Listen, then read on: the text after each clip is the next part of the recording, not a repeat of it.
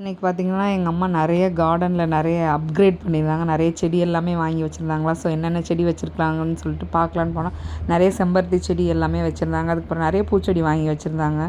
எங்க ஊர்ல மண் வந்து அந்த உப்பு மண்ணுன்னு சொல்லுவோம்ல, அந்த மாதிரி மண். அதனால செடி வந்து பெருசா நல்லாவே வராது. பூச்செடிலாம் வச்சாவே வரவே வராது. அப்புறமே எங்க தோட்டத்த எல்லாத்தையுமே எங்க அப்பா வந்து கிளீன் பண்ணி வச்சிருந்தாரு. சரி விதை ஏதாச்சும் போடலாம் காய்கறின்னு சொல்லிட்டு, அதெல்லாம் போய் பார்த்துட்டு, அதுக்கப்புறம் வாழைத்தாருமே ஒண்ணு போட்டிருந்துச்சா, ரஸ்தாளி அதையுமே பார்த்துட்டு, அப்புறம் தேங்காய் பிடுங்குறதுக்கு ஆள் வந்துட்டாங்க.